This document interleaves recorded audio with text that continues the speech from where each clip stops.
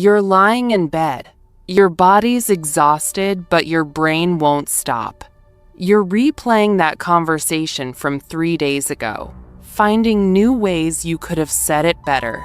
Or you're imagining tomorrow's meeting, running through every possible thing that could go wrong. And somewhere in the back of your mind, there's this voice saying, "Something's wrong with me. Why can't I just let things go like everyone else?" Here's what psychology actually says. If you overthink everything, there's something rare about how your mind works. Not broken, not anxious, rare. Because most people don't think deeply enough to overthink at all. They move through life on autopilot. You don't. Your brain refuses to skim the surface. I've spent years studying cognitive patterns in overthinkers, and what I've found is that overthinking follows specific patterns, and it's almost always linked to 5 personality traits that only show up together in a small percentage of people. Traits that, yes, make life harder sometimes, but also give you abilities most people will never develop. By the end of this video, you'll understand what your mind has actually been doing this whole time, and why the same traits that exhaust you are also the reason people rely on you when things fall apart. Let's start with the first trait. People who overthink have brains wired for anticipation, not just reaction. When you imagine everything that could go wrong tomorrow, your brain isn't malfunctioning. It's forecasting. Psychology calls this future-oriented cognition. Your mind is constantly asking, what's coming next? And running simulations to prepare. Think about this. While other people walk into situations blind, you've already mentally rehearsed them. You've considered consequences. You've thought through outcomes they haven't even noticed yet. This isn't pessimism, it's preparation. This trait goes back to survival. Thousands of years ago, the people who imagined worst-case scenarios weren't the anxious ones. They were the ones who survived. They noticed danger early. They prepared for scarcity. They planned ahead while everyone else lived moment to moment. That wiring didn't disappear. It evolved. It's in you.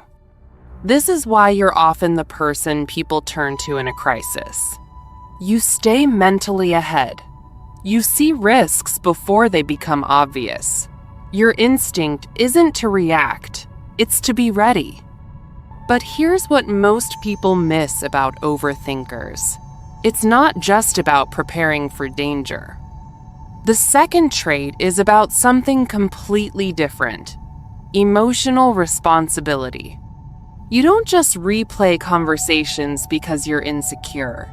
You replay them because you genuinely care about impact. You're asking, did I hurt them? Did they misunderstand me? Did I say something that landed wrong? Psychology links this to heightened emotional responsibility. You carry the emotional weight of interactions longer than most people do. While others move on in 5 minutes, your mind stays behind, trying to understand the ripple effect of what you said or didn't say. This is why overthinkers are rarely careless with their words. You measure tone.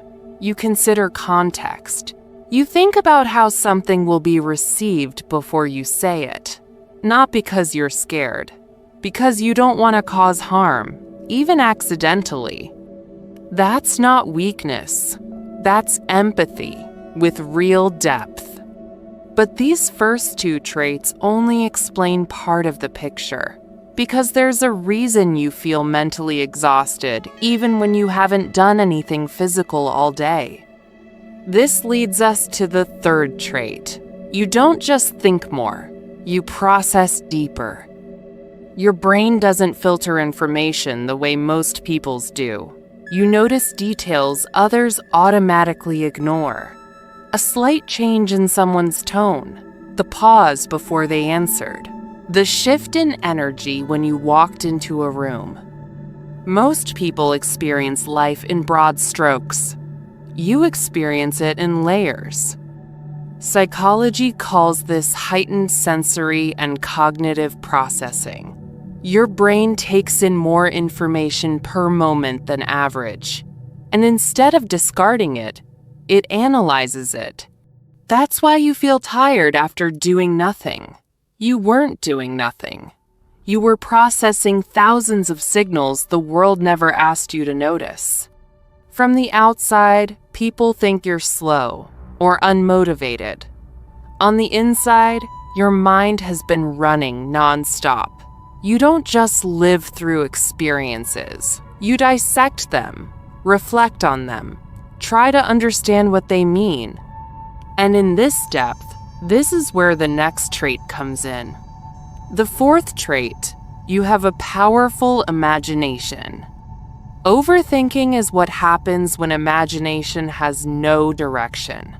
Your mind is exceptionally good at creating scenarios, connections, possibilities. The same mental ability that lets artists create and strategists plan is the ability your mind uses to imagine everything that could go wrong. When that creative energy has nowhere meaningful to go, it turns inward. It starts generating problems instead of solutions. You visualize conversations before they happen. You imagine outcomes before decisions are made. You mentally rehearse situations again and again. This isn't madness. It's a mind that's begging for something complex to work on. Many overthinkers calm down dramatically when they're given a real challenge, something meaningful that absorbs their imagination fully. When your mind has a target, it stops turning on itself. You weren't built for boredom. You were built for complexity. And this brings us to the fifth trait, the one that explains why overthinking feels impossible to stop. You have unusually high internal standards. You don't want good enough outcomes. You don't want rushed decisions that feel wrong on the inside.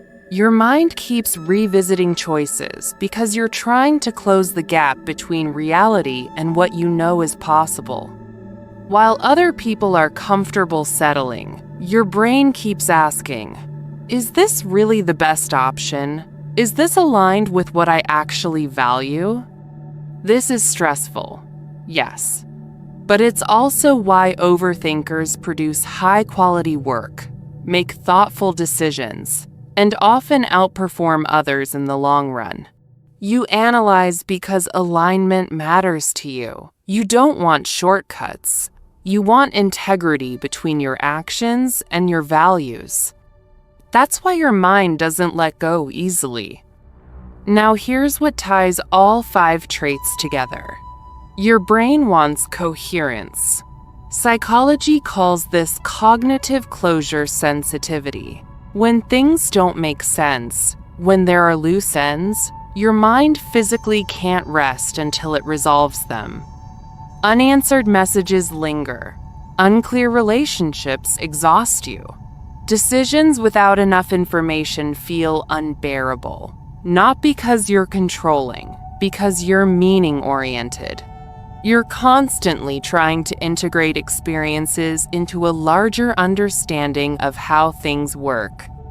And here's the part no one talks about. The same depth that makes you tired also makes you grow faster. You reflect instead of repeat.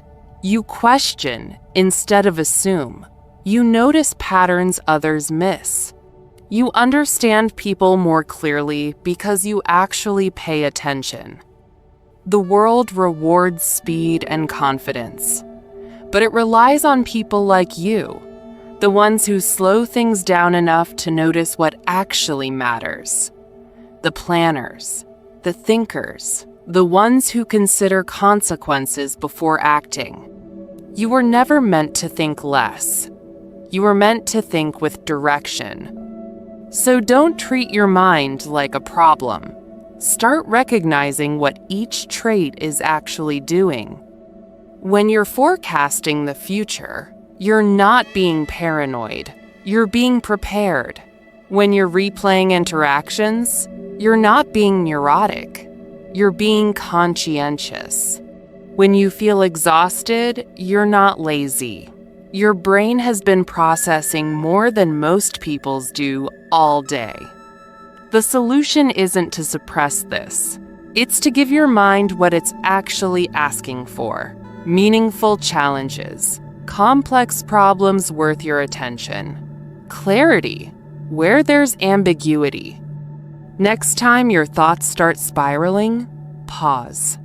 Ask yourself, what is my mind actually trying to figure out right now? Usually, it's trying to resolve something. Help it do that. Give it direction instead of fighting it. You don't need to become less thoughtful. You don't need to be more like everyone else. You just need to stop believing that depth is a flaw. So let me ask you something. Which of these 5 traits described you most? The anticipation, the emotional responsibility, the deep processing, the imagination, the high standards? Drop it in the comments. Finding people who think like you reminds you that you're not alone, and you're a genius. And if you want more psychology and self-improvement content like this, then hit the subscribe button below. You don't overthink because you're weak. You overthink because your mind is powerful. And now you finally know why.